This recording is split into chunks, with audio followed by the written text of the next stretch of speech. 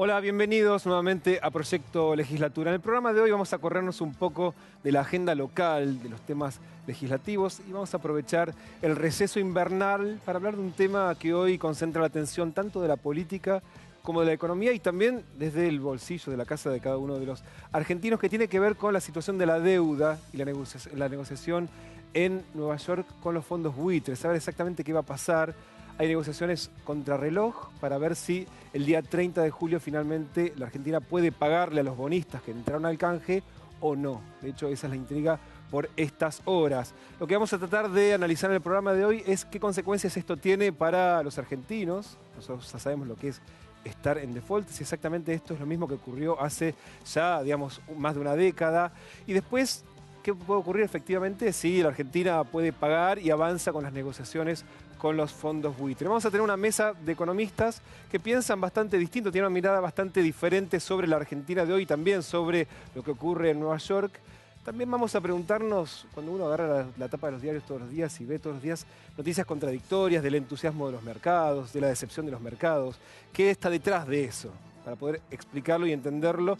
Y en una primera parte vamos a captar una mirada desde afuera, desde el extranjero, sobre qué están viendo sobre los fondos buitres y sobre la Argentina, con un especialista, un profesor universitario que conoce bien lo que fue la Argentina post-2001, ¿no? La Argentina después de la crisis y cuando la Argentina entra en default.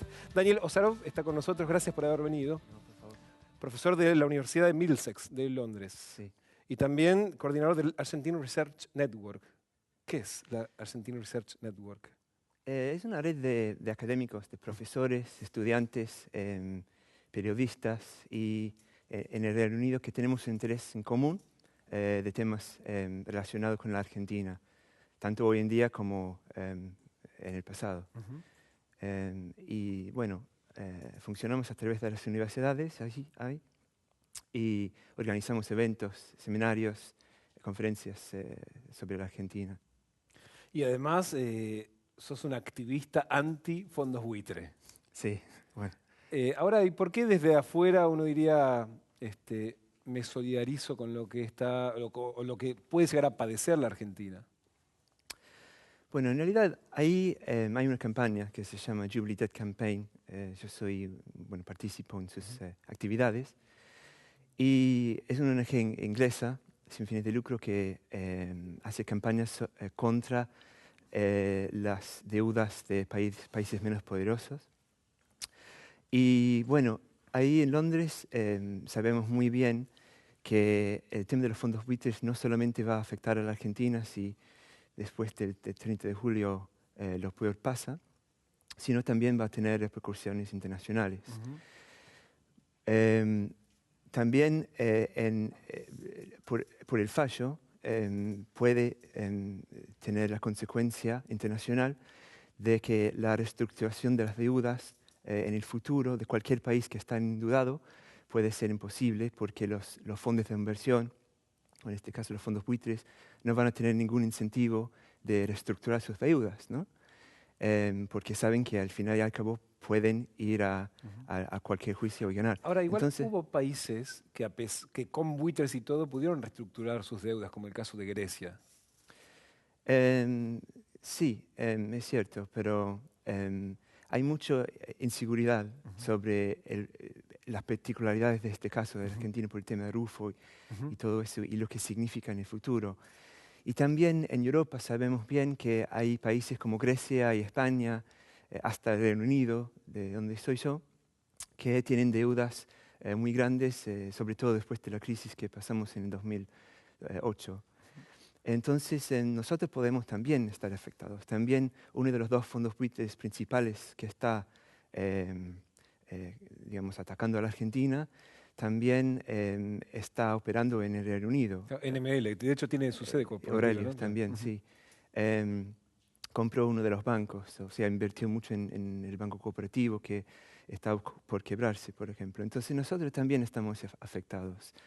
Pero lo que decía antes sobre la solidaridad que tenemos con la Argentina ahí y lo que hicimos a través del scratch de NML en Londres y Elliott Advisors en realidad, Nada, lo hicimos, salimos en la prensa un poco ahí, llamamos la atención de la gente, los ingleses que pasaron en la calle están muy interesados. Em, y bueno, me parece que la gente, tanto los argentinos como los ingleses, como la gente en otros países que pueden ser afectados, están cada vez más conscientes del impacto de los fondos buitres y lo que podría pasar si llega a ganar. Ahora, el gobierno argentino en distintos foros internacionales intentó buscar no solamente la solidaridad, sino el apoyo concreto para tratar de algún modo, generar una visión global contra los fondos buitre. Ahora, ¿vos crees que esto puede transformarse en un caso, en un tribunal internacional para tratar de cambiar un poco la legislación a nivel global sobre cómo operan los fondos buitre? Espero que sí. Ujú. Están empezando a hablar sobre el tema. Pero también lo que a mí me parece importante, y en la campaña Jubilee the Campaign pensamos que es importante, es que también vamos un poco más allá de simplemente aceptar que la deuda está y hay que pagarlo o no pagarlo, em, eh, y lo quedamos en eso. Hay que ir un poco más allá porque para mí hay que también empezar a cuestionar la legitimidad de la deuda en sí. La legitimidad de la deuda, porque como todos sabemos, en el caso argentino, tiene sus orígenes en Ujú. la época de la dictadura militar, en los años 70 y en los años 80. Y después también por el tema del megacanje, el blindaje y toda la corrupción que estuvo. Entonces hay que cuestionar eso. También hay que eh, em, tomar, eh, prestar atención eh, al fallo de 2001 de juez Ujú. Ballester, que dijo que no solo la deuda en sí puede ser ilegal, pero también cualquier inversión que hubo después, inversiones de los bonistas, de fondos buitres como en Emeria Aurelius, también la deuda en que ellos invirtieron también es ilegal. Ahora, ¿vos crees que, de hecho, vos sos un estudioso de lo que ocurrió en la Argentina a partir de la crisis del año 2001 y también cómo, digamos, los sectores medios urbanos fueron los más perjudicados, digamos, a partir de la crisis? ¿Crees que ante un eventual default se puede repetir ese escenario, digamos, o el país es distinto y el mundo es distinto? Para mí cualquier crisis tiene sus Ujú. consecuencias y en ningún momento van a ser exactamente iguales, ¿no? Em, de hecho, parte uno de los temas principales del libro que saqué recién con dos compañeros, que se llama Argentina desde el 2001, recuperando el pasado y reclamando el futuro, es que em, cada crisis tiene sus continuidades y sus cambios. Ujú. Em, y bueno, si claramente estamos en una posición muy diferente a lo que estuvimos en el 2001 en Argentina. Las consecuencias van a ser diferentes, las respuestas también van a Ujú. ser diferentes. En esa época hubo una crisis no solo económica muy grave, como todos sabemos, con desempleo de Ujú. 25% para arriba, etcétera, y un default, sino también una crisis política, de legitimidad política. Ujú. Em, Tenemos que ver lo que pasa esta vez, pero creo que, em, bueno, Argentina como un país y la economía en sí está en una posición mucho más fuerte que era en el 2001 y más allá de lo que pasa con el fallo y si hay otra crisis, no va a ser tan fuerte como Ujú. era, pero tenemos que ver, yo no soy economista, pero dicen que puede ser mucha más Ujú. inflación, posiblemente problemas Ujú. importando, etcétera, y eso también va a estallar reacciones en ciertos movimientos sociales, con razón, Bueno, son imágenes además pero que de hecho ustedes las vieron en Europa, como el caso de Grecia, digamos, sí. no son desconocidas, no es que quedó en el pasado y acá en este rincón del mundo, sino que son escenas que han visto ustedes en Europa, digamos. Ahora, vos mencionabas, obviamente, es el caso de los buitres de ahora, pero no son solamente los buitres, es un juez y además, digamos, una cámara que lo confirmó. Digamos, no es solamente digamos, algo aislado, digamos, hay un sistema judicial en Estados Unidos que está convalidando la acción de los fondos buitres. Digamos, parece que es bastante más complejo lograr un cambio que el hecho de decir, bueno, puntualmente vamos contra el fondo NML, por ejemplo. Ujú. Digamos, ¿cómo crees que se podría hacer, qué podría hacer la comunidad internacional frente a esto, más allá de hacer un piquete en Londres? Claro, bueno, a ver, Argentina está con cada vez más apoyo de la comunidad internacional, ¿no? Contra los fondos buitres. Del G77, de más China, ¿no? Por ejemplo, una comité de la ONU también. Entonces los países, sobre todo los países menos poderosos, o sea, que no son Estados Unidos o Europa, este, creo que hay cada vez más conciencia que tienen que hacer algo en común. Para mí, tienen que empezar a hablar seriamente sobre una corte internacional para determinar la cantidad de deudas que sea legítima y legal también, porque ese también podría ser muy importante. Y tenemos que acordar que Ecuador, por ejemplo, en el 2008 estableció una comisión para determinar la cantidad de la deuda que era ilegítima. Estableció que el 70% de su deuda era ilegítima y le negó a pagar. Ahora, ¿cuáles eran las consecuencias en Ecuador? Hoy en día vemos que hay crecimiento en Ecuador. No hubo una crisis internacional, no hubo una crisis terrible en el país. Más allá del hecho de que unos multinacionales no querían invertir más en el país. Pero Argentina para mí no tiene que tener miedo de eso. Tiene muchos recursos naturales que siempre van a traer la inversión internacional, por el tema de la vaca muerta, etcétera, ¿no? Entonces, igual no hay mucho consenso en Argentina para revisar la deuda. De hecho, las voces son aisladas los que lo proponen, ¿no? Y de hecho, desde el porque gobierno... creo que hay una falta de conciencia, ¿no? La mayoría de los argentinos, el tema de la deuda es muy complicada, ¿no? Es muy complicada. Sus orígenes son complicadas. Nadie sabe la cantidad de la deuda que sería ilegítima, porque nunca hubo ningún auditorio público como era en Ecuador. Entonces es una cuestión de seguir hablando con la gente, tratando de educar y hablar. Y me parece que en la primera instancia el pueblo argentino tiene que unirse en contra de los fondos buitres, porque el pueblo argentino tiene mucha potencia. Y lo vimos en el 2001 cuando la gente se unió, tanto la clase media como los desempleados, como gente de distintos sectores.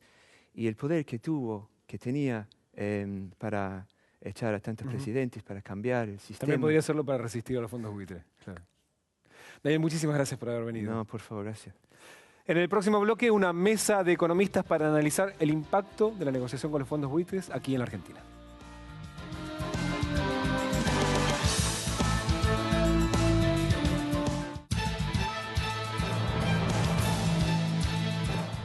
Seguimos en Proyecto Legislatura, ya estamos junto a 3 economistas que piensan bien distintos sobre la Argentina de hoy, sobre qué puede pasar después del 30 de julio, si se paga o no se paga a los fondos buitre, digamos que están reclamando a los bonistas, a partir de lo que ha decidido el juez Griesa en Nueva York. Ya estamos con Pablo Lavigne, de la Fundación Pensar, Agustín Datelis, de La Gran Macro, y Martín Unest, economista del GEN. Gracias a ustedes por haber venido. Bueno, faltan pocos días para que se sepa qué puede pasar. ¿Qué puede pasar si no se paga el día 30 a los bonistas que entraron al canje? Lo más probable, bueno, básicamente entras en default. Mi visión es que los pocos capitales que todavía entraban, ya sea a través de préstamos o a través de alguna cuestión de inversión, saldrían, generando más presión al dólar, la gente iría al dólar, el financiamiento también se cortaría, habría más necesidad de emisión fiscal para financiar el déficit. La recesión se acrecentaría, ya estamos en recesión, yo creo que sería un poquito más profunda y en definitiva habría un poquito más de inflación, un poco más de recesión, o sea, caerías un poco más, y mayor presión al dólar y presión a las reservas. Ese es el resumen. ¿Agustín coincide con el diagnóstico? En parte sí. A ver, primero me gustaría aclarar una cuestión importante, que es que acá la cuestión del default es discutible, digo, ¿no? O sea, me parece que Argentina está pagando, lo ha hecho el día 30 de junio, con lo cual es muy difícil configurar este escenario de default, tipificarlo. O sea, no es que no pagamos, sino que no pueden cobrar los Claro, bonistas, cuando vos digamos. tenés un default es porque hay algún problema de liquidez, de solvencia o lo que sea que te impide pagar. Argentina lo ha hecho, tiene la posibilidad y así lo ha hecho. Hoy hay una cuestión en el medio, que es esta orden judicial, que está impidiendo que los pagos lleguen a los tenedores de títulos en el exterior, porque los tenedores de títulos acá en el mercado local han cobrado el día 30 de junio. Bueno, Esto configura un escenario raro, una cosa inédita, nueva, con lo cual es difícil también tipificarlo como default. De hecho, el propio instituto internacional que se encarga de declarar el evento de default para que se disparen los seguros contra default que existen en el mundo, ha ya anunciado que está estudiando el caso argentino si se llega así al 30 de julio porque no sabe bien cómo considerarlo, si realmente esto es o no es un default. A partir de eso,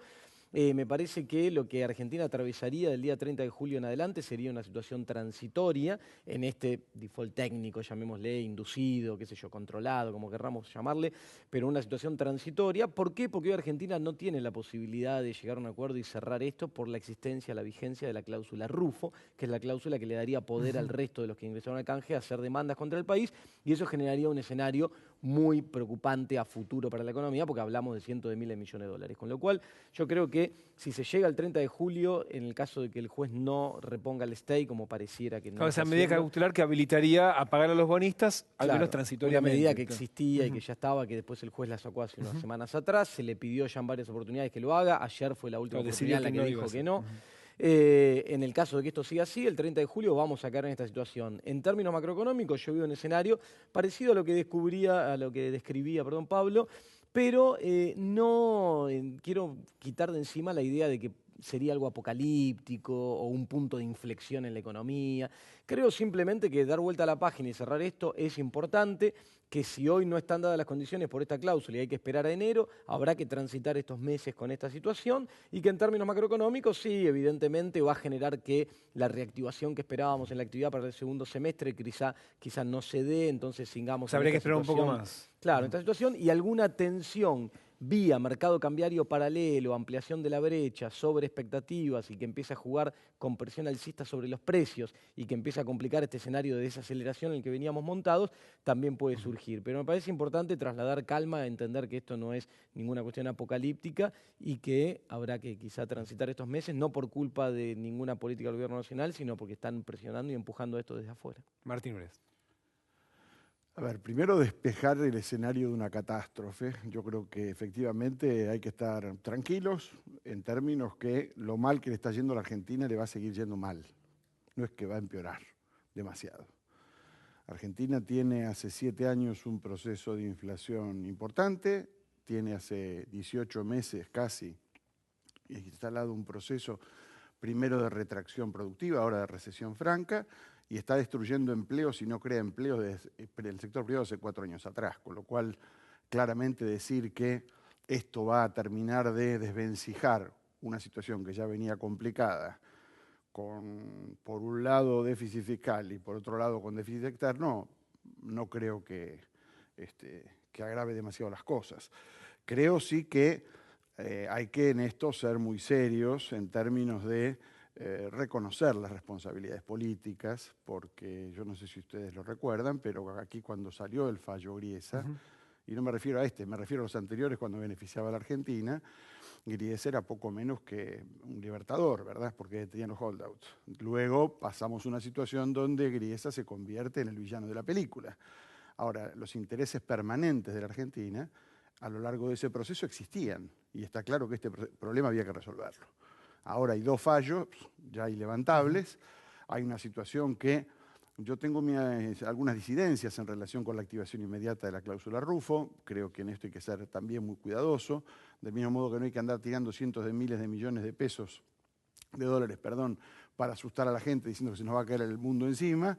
Me parece que tampoco hay que hacer de la cláusula Rufo un mecanismo como una bomba loca que ante el menor proceso se activa. De hecho, la advertencia que está haciendo ahora el gobierno argentino es más allá de la cláusula, es que se les puede hacer una demanda penal contra los funcionarios que hoy se sientan a negociar con los fondos buitres, digamos. Hay 2 cuestiones importantes. Uno es cómo evitarías esto. Uno es pagando y otro es negociando. Ahora, ¿hay probabilidad de cláusula Rufo cierta? Y sí la hay. Realmente la hay. Y eso te dispararía a juicios millonarios. La otra cuestión es si vos pagás lo que piden los holdouts, vos tenés lo que sería lo que es el Me Too, o sea, todos los demás holdouts están esperando en la puerta del juzgado de Griesa entrar también con las mismas condiciones con los anteriores. O sea, yo le pago 1.300 millones de dólares a los que 1.500, no sé cuánto llega ahora, está contando cada día más. 1.600, sí. automáticamente entrarían con las mismas condiciones. Eso es impagable, porque ya se te iría, según cálculos, casi el 30.000 millones de dólares. O sea, solamente con jurisdicción Nueva York tenés 16.000 millones de dólares. Y lo de la cláusula Rufo es probabilidad cierta de que pase. Yo soy yo soy un poco más pesimista si llegamos a caer en default, creo que la probabilidad de crisis no es cero. O sea, es baja, pero no es cero. Ahora, ¿podríamos estar 6 meses en default hasta que venza la cláusula? Digamos, ¿ese es un escenario posible? Ese es un escenario posible, sí. Si el juez no decide reinstalar la cláusula del stay que protege a la medida cautelar que protege los pagos, es un escenario posible. ¿Por qué? Porque, a ver, esto de la cláusula Rufo, por más baja que sea la probabilidad, ínfima que sea la probabilidad sobre esto, ya esto permite prestarle atención y no ceder frente a las presiones y caer en una negociación, porque lo que puede pasar a futuro realmente es muy grave. Pueden estar en riesgo hasta los recursos naturales o activos estratégicos argentinos, como puede ser el caso de Vaca Muerta. Cuando les pregunté qué podía pasar, hablaron de presión inflacionaria, presión sobre el tipo de cambio, menos inversiones, es decir, menos empleo. Eso no parece un escenario muy atractivo para nadie, teniendo en cuenta el escenario actual. Sí, no, muy atractivo, ¿no? Yo digo, ya los dejo, quiero aclarar que en el marco de una cuestión controlada, eso es lo que quiero transmitir, ¿no? Digo que no veo un escenario apocalíptico, porque ahora hay incluso la misma American Task Force, que es el brazo de lobby de los fondos buitres, ha creado una página web con una cuenta regresiva, pareciera que explota la Argentina el 30 de julio, y esto no es así. El escenario macroeconómico que venimos transitando es cierto que es más delicado, ya tenemos 2 trimestres consecutivos de caída en el producto, con lo cual es un escenario de recesión, y sobre eso hay que trabajar. Las medidas de política económica internas que apuntan a solucionar esos problemas, sectores específicos, automotriz, construcción, medidas que estimulan el crédito, van a seguir presentes, ¿sí? Lo que se agregaría ahora sería este canal de transmisión vía financiero, vía presión en el mercado cambiario sobre las expectativas que pueden detener, por ejemplo, la desaceleración del proceso inflacionario, y eso afectar los próximos meses. De todas formas, digo, no van a ser 6 meses espectaculares para la economía, sí van a ser 6 meses más complicados, pero no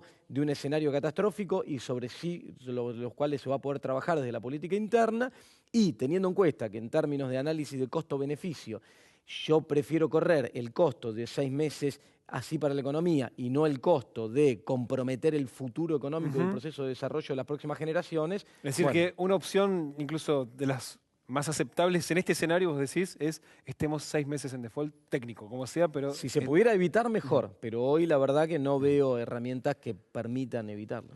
Ahora después vamos a pedir a Auret qué opine. Vamos a hacer ahora una breve pausa y ya seguimos hablando con economistas sobre qué va a pasar en Argentina en los próximos meses.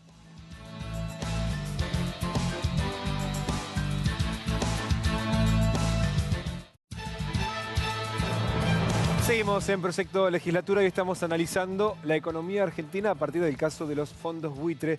Seguimos una mesa de economistas. Quería invitarlos a compartir un pequeño tape del exministro Hernán Lorenzino de hace un año, cuando de hecho la Cámara confirmó el fallo de Griesa y que hizo una advertencia sobre lo que podía venir en la Argentina. Quería ver si coinciden con la advertencia que hace un año, en agosto del año pasado, hacía el exministro Hernán Lorenzino.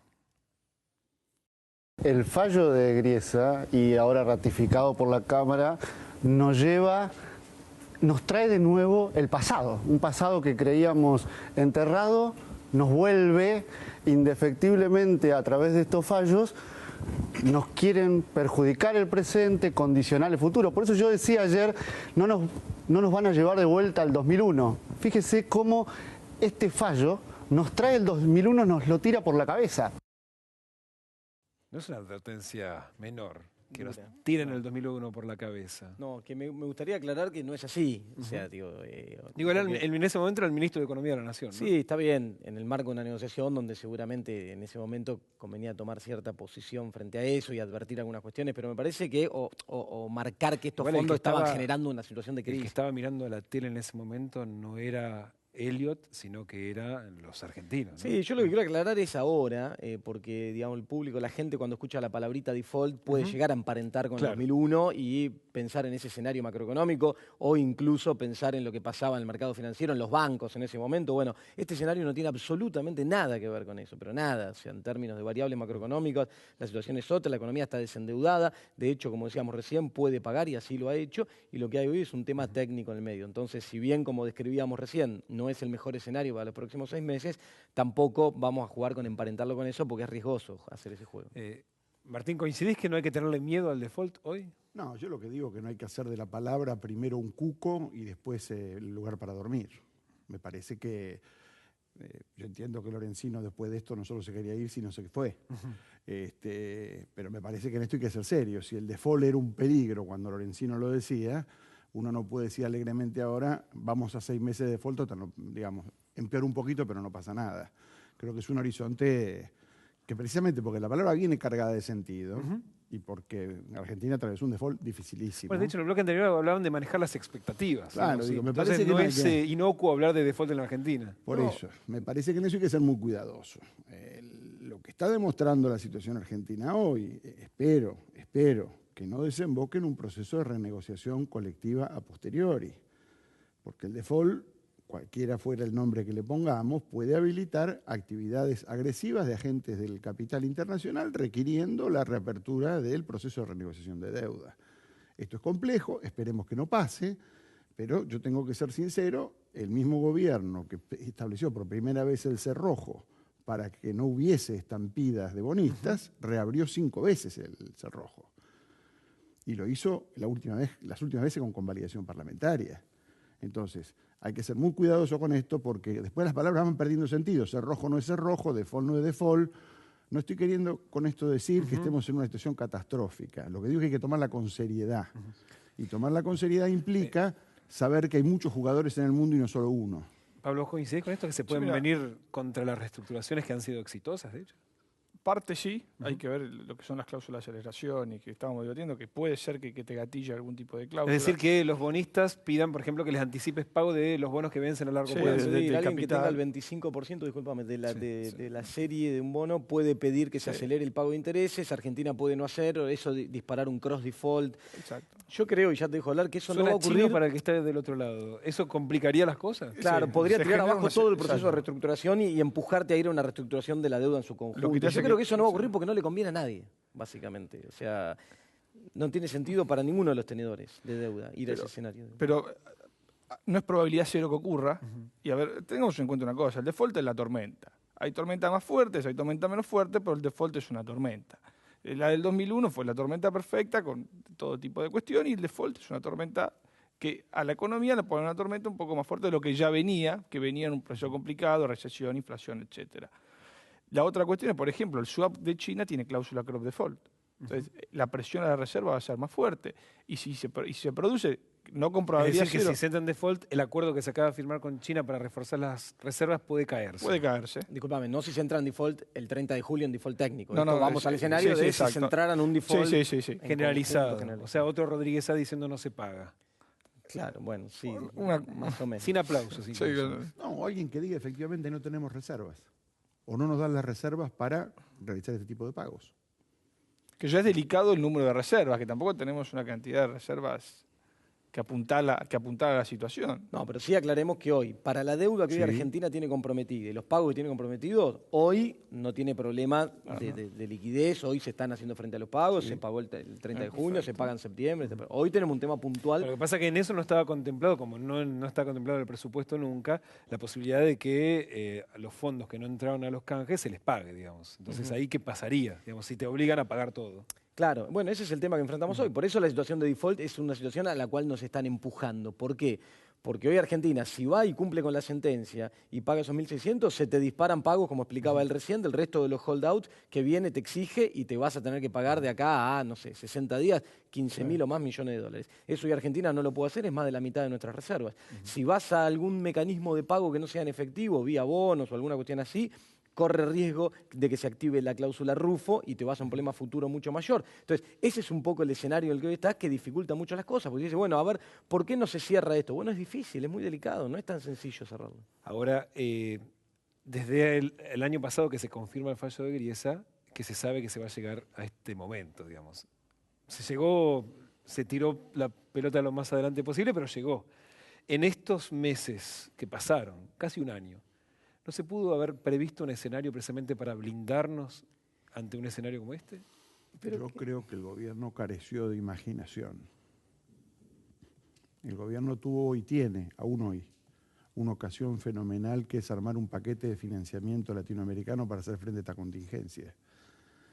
Y el hecho de haber manejado este proceso, invocando sí el repudio internacional a los buitres, pero sin construir una red de seguridad latinoamericana en materia de fortalecimiento de reservas, tiene que ver con un uso interno de un problema global que ameritaba la participación de más jugadores. Esto es Brasil, esto es los países de América Latina que cotizan en mercados de deuda y que se han planteado claramente, tanto en la sesión de la OEA como en los distintos foros internacionales, dispuestos a aportar recursos. Recursos no son palabras, no son declaraciones. De hecho, la OEA no se pudo pronunciar porque tanto Estados Unidos como Canadá no acompañaron el voto. Pero los otros países sí se puede armar una estrategia de fondeo de reservas que sostenga una posición negociadora distinta. En el ámbito latinoamericano también se complica eso. En el ámbito de UNASUR, que está conformado por 12 países y me tocó participar de eso, se intentó formar fondos de reservas en este sentido y siempre se trabaron por algunos motivos. Es muy difícil llegar a acuerdos internacionales entre esta cantidad de países. Claro, sobre todo pedir plata al de al lado, ¿no? Para asistir. No es pedir plata, es generar una red de seguridad. Y Argentina ya lo hizo en otras épocas de su historia. Necesariamente lo hizo en un caso con Bolivia y en otro caso con Brasil, y no hubo necesidad de ir a sacar la plata, pero la red de seguridad existía. El problema es que aquí no se tejió la red de seguridad, porque esto lo que hay que hacer es un proceso de diplomacia colectiva, no de diplomacia individual. Y no hay que suponer tampoco que esto es una cuestión de declaraciones contra fallos. Fallo mata declaración. Yo creo que acá hay un enemigo común que está muy claro, que son estos fondos que todos sabemos cómo actúan, que están repudiados a lo largo del mundo. Y Argentina transitó un camino de conseguir apoyos internacionales, que lo ha hecho en un abanico muy grande, apoyos políticos muy importantes.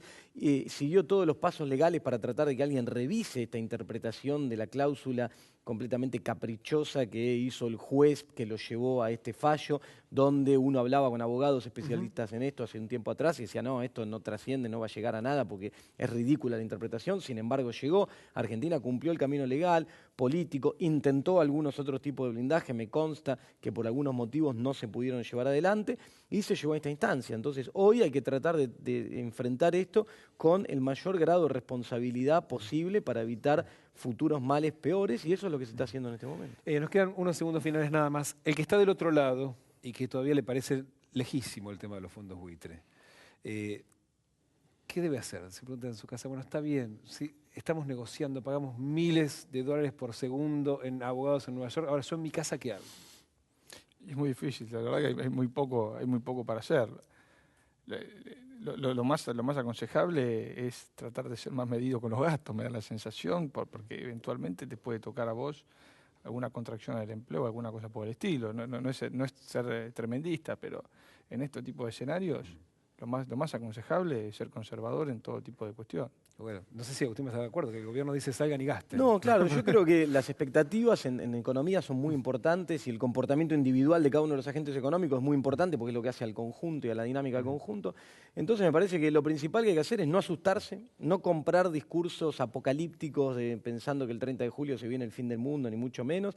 Entender que la situación económica hoy es más delicada, pero no por esto, porque lo viene siendo en los últimos meses y así se toma, pero seguir con un comportamiento, digamos, normal y que ayude al desenvolvimiento de la economía, no temerle. El otro día recibía consultas sobre, bueno, si quiero tomar un crédito, un Procreauto, ahora entonces espero. No, para nada, no temerle a eso, ni mucho menos, porque la situación macroeconómica, como describimos antes, no va para ese lado y podemos ayudar a que esto siga su camino. Yo creo que lo primero que garantizar es poner en fila el objetivo de evitar la profundización de la recesión y la defensa del empleo.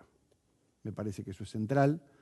Creo que el tiempo del proceso de crecimiento sostenido por el consumo privado de la Argentina se enfrió definitivamente. Creo que el gobierno está lanzando instrumentos que tendrán el éxito que tendrán, pero creo que hace falta un cambio de paradigma en materia de crecimiento y que va a coincidir con la resolución de este conflicto externo. Gracias a los tres por haber venido. Gracias. En el próximo bloque vamos a preguntarle a un analista financiero por qué los diarios un día te dicen que hay entusiasmo en los mercados y a los 5 minutos se decepcionan. Ya venimos.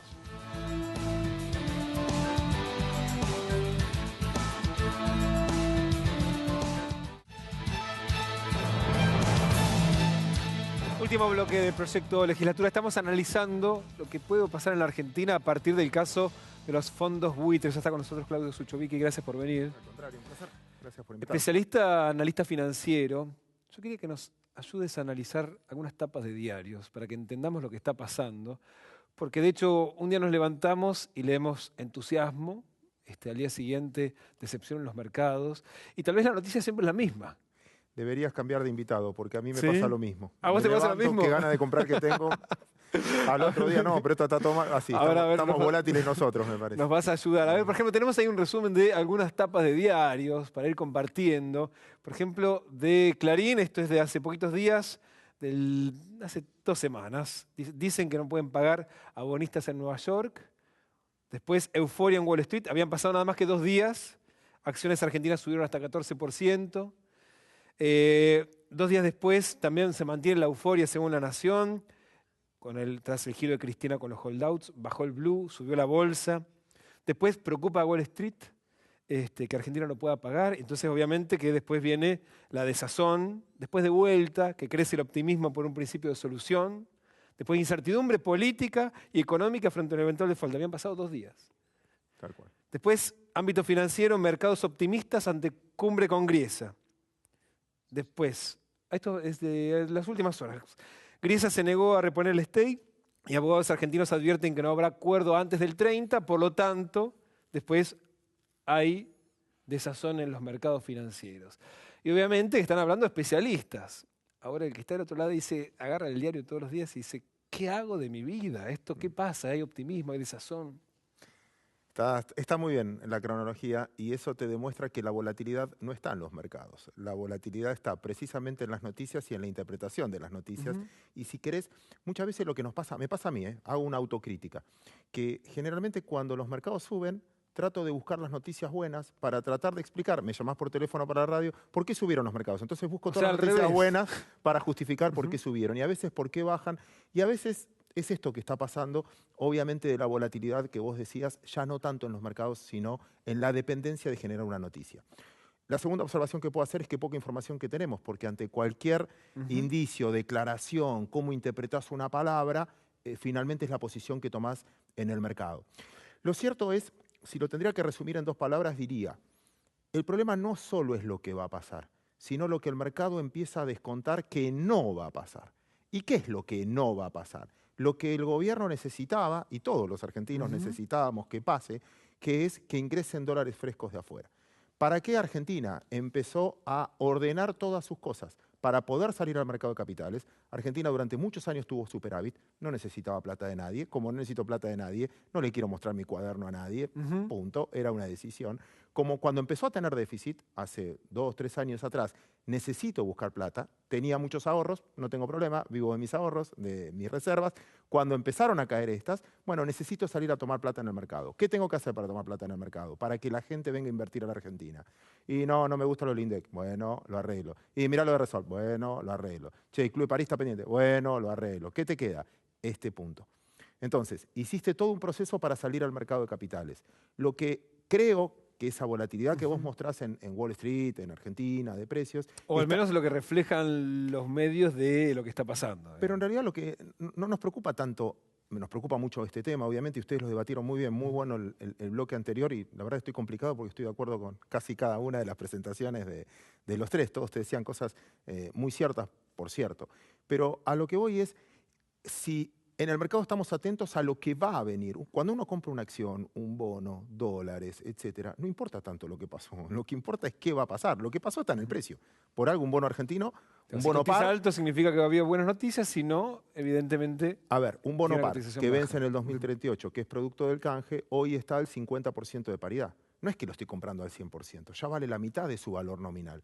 Un BODEN 2015 que vence en octubre, el 3 de octubre del año que viene, 1 año y 2 meses, ¿sí? Está cotizando al 86% del valor. Por lo tanto, todo lo que sale en los diarios, todo lo que hablamos, ya está en los precios. La pregunta es qué va a pasar mañana. Y en ese sentido es, si mañana el mercado ve la posibilidad de que pueden entrar dólares frescos, estos precios son un regalo. Ahora, si ante cualquier declaración decís, no, no van a venir dólares en el corto plazo, vamos sin tragedia, como dijeron antes, y estoy completamente de acuerdo, sin crisis, sin 2001, nada que ver con ese sistema, tenemos que vivir con lo nuestro. Y vivir con lo nuestro es un poco más acotado. Y cierro, sé que estoy muy largo en la respuesta. No, pero igual te voy a preguntar, por ejemplo, Serray te voy a preguntar, el que está del otro lado dice, tengo algo en el bolsillo. Dale. Te llamo, Claudio, y digo, ¿qué hago? Ahora vamos a eso, pero déjame llevar a la economía real.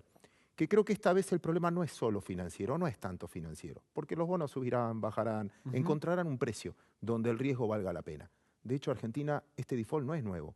Este default con los buitres, hollouts... Sí, viene desde 2001. Y no lo pagaba desde el 2001, Claro. y venías existiendo. Al Club de París no le pagaste durante años. Y de hecho, el canje se termina de cerrar en el 2010. O sea que hasta el 2010, y creciste a tasas chinas, no era un tema de deuda convivimos principal. con el default, incluso hoy. Claro. Entonces, no es un tema que se acabó el país. No.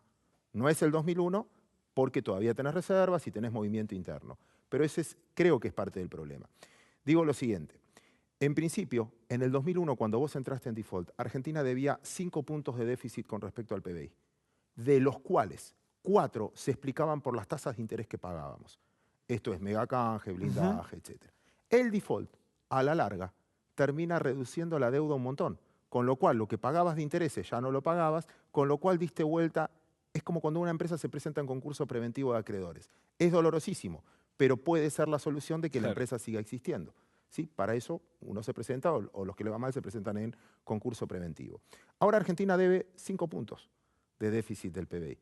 Pero la deuda, no, porque la Argentina no tiene una deuda grande. No es entres en default o no entres en default, no resolvés el problema. El problema es que tenés un déficit que estás gastando más de lo que te ingresa en el gasto corriente. Argentina, como país, como Estado, tiene los instrumentos suficientes como para poder ganar en el tiempo, dará un plan, emitirá algo si es necesario, subirá la tasa, tiene instrumentos para hacerlo. Lo que deja más debilitado es al resto de la economía. Una provincia, si no arregla con el Estado, va a estar complicado. Claro. ¿Sí? Porque ese es su gasto corriente. Una empresa, si no vienen dólares frescos, estoy más limitado. Por eso creo que se entraría mucho más en la economía real esta vez que en la economía financiera. O sea, y vos decís, la dificultad es si, digamos, hay inversiones o no en Argentina en el corto plazo. Si no entran dólares a la Argentina y yo gasto más de lo que me ingresa, ¿cómo hago? Igual no hay perspectivas de que se gaste menos de lo que se ingrese. Por eso a eso Bueno, voy. al menos en el contexto de hoy. Pero esa es la discusión de cómo lo financiás. ¿Sí? Si yo gasto más de lo que... Si vos, ponete vos como primera persona, cualquiera que te esté mirando, gasta más de lo que ingresa, ¿qué hago? No, le pido al de al lado. Listo, o le pedís al de al lado. vendo. Papá, Claro. préstame, tío, préstame, a un amigo, préstame, banco, préstame, ¿sí? Tarjeta de crédito, lo que más pueda, préstame. Al principio resuelvo de esa manera. Después es, bueno, tengo que buscar otro laburo, tendré que buscar otra cosa. Y después es, tendré que bajar algún gasto, porque no llego. No es el problema solo de la deuda, es que seguís generando déficit, con lo cual lo tengo que financiar de alguna manera. Ahora, Esa es la discusión. si estuviese Agustín del bloque anterior acá, te decía, lo que pasa es que Claudio quiere hacer un ajuste. No, a ver, por eso, y yo estaría muy de acuerdo con Agustín que me critique en lo que estoy diciendo. Porque en ese punto es una locura lo que estoy diciendo, porque lo peor que es hacer un ajuste ahora, cuando la economía se está quedando. Al contrario, ahora los libros te dicen es que tener que ser más expansivo, fomentar el consumo. Bueno, esos son los instrumentos que tiene el Estado. De decir, bueno, trato de fomentar el consumo de alguna manera para que se reactive la economía por mercado interno. Bueno, ahí también tenemos que atacar a los problemas centrales para no llegar a ese ajuste, que es que el salario de la gente tenga más poder adquisitivo, ¿no? Claro, y hoy está cayendo frente a la inflación. Y ese es el problema. ¿Por qué cae el consumo interno? Por más que vos me des cuota cero. Vos me decís, Claudio, comprate un auto, cambiate el auto, 0 interés. Igual no puedo. Porque no puedo pagar. Mi problema no es el interés, mi problema no puedo pagar la cuota. De lo que me queda de salario, de lo que necesito. Sí, cada vez me gastar. va quedando menos. Cada vez me va quedando menos. Ahora, y entonces el que está del otro lado, y nos queda un minutito y medio nada más, dice, bueno, a ver, Claudio, todo bien. La verdad, el escenario es complejo. A mí me había quedado una plata, la tengo abajo del colchón. ¿Qué hago? Porque de hecho abajo del colchón está perdiendo cada vez más plata, más valor. ¿Verdad? No hacer nada es el mayor de los riesgos, porque perdés poder adquisitivo. Y el costo de oportunidad, un plazo fijo hoy, 25-26% anual, lo tengo que ganar, ¿sí? Porque si no, pierdo plata. El primer punto que haría, no soy objetivo, lo pongo abajo, me encanta el mercado de capitales, mis ahorros están en el mercado de capitales, con lo cual tengo posición tomada en ese cuando caso. todos los días agarrás el diario... Sí, así, llorás yo siempre por lo digo, general. el país necesita el stay urgente y yo 2 stent. urgentes siguiendo al mercado. Pero el punto que digo es, yo particularmente, a esta baja de precios, el riesgo de tener bonos argentinos, Bodén 2015, Bonar 10 que vencen en el 2017, porque estoy acostumbrado, lo acepto, porque la renta es muy buena por el riesgo que yo creo que es bajo desde el punto de vista de las expectativas que también hay de futuro para la Argentina. Porque la Argentina también, hay que decir, independientemente de este contexto, de lo que estamos viviendo, vistas con cara de futuro, tiene una oportunidad enorme por su plataforma o su vaca muerta, por lo que puede invertir en energía, por lo barato que está. Claro. Por lo Pero a que veces el futuro son muchos años. Yo soy mucho más optimista. ¿Sí? Yo creo que como la incertidumbre muchas veces es más política que económica, la plata va a entrar. Argentina es un país fronterizo. Fronterizo. Uno de los pocos, el único de América Latina y el único de habla hispana fronterizo. Si pasa a ser emergente, que para mí es muy probable y muy rápido, emergente, cambias a que te entren 40.000 millones de dólares, que es lo que le entra a Perú por año, de inversiones de fondos. Es plata financiera, no sirve para mucho todavía, pero te reemplaza este bache para que realmente Argentina pueda crecer de lo que necesita, que es la parte productiva. Pero Argentina no está endeudada, los argentinos no están endeudados. Para lo único que te prestaron plata en los últimos años es para cambiar la licuadora. Pero no es que cambiaste tu casa, está Procrear, etcétera, pero no en el porcentaje, es el 2%. Con lo cual está todo por no es la hacerse. crisis española, digamos. No es la crisis argentina del 2001, pero para nada. Es más, fíjate cuál fue tu pregunta ante la crisis. ¿Qué harías si te sobran unos pesos? En una crisis no se pregunta eso. En una crisis se pregunta, ¿de dónde saco? Sí, dame trabajo, ¿dónde consigo trabajo? ¿De dónde saco? Acá la crisis es cómo refugio valor. Por eso me parece que no es terminal ni para nada. Se puede presentar una oportunidad acá. Yo estoy del lado de la compra, desde ese punto de vista. Sé que vamos a tener 6 meses muy complicados, pero déjame cerrar con esta frase que la digo siempre. Vamos a vivir los 6 meses más complicados quizás de los próximos 6 años. Con lo cual, también si haces las cosas bien puede ser un muy buen momento de compra. Bueno, y siempre es mejor si lo vamos a hacer lo malo ahora y después se viene. Y que tenga un plazo. Si yo te digo, estás enfermo, no sé lo que tenés, bueno, es una cosa. Ahora, en 2 meses se te soluciona, esos 2 meses se te hacen más transitables. Claudio, gracias por haber venido. Al contrario. Nosotros hasta aquí hemos llegado. Vamos a reencontrarnos como siempre la próxima semana. Hoy tuvimos un programa raro. Hablamos a nivel nacional, dejamos la coyuntura doméstica de la Ciudad de Buenos Aires, pero hablamos obviamente de algo que nos preocupa a todos, qué va a pasar con la economía del país en los próximos meses. Nos reencontramos el próximo miércoles y obviamente vamos a volver en las próximas semanas con nuestro programa de los jueves y los debates desde la legislatura de Ciudad de Buenos Aires. Chau.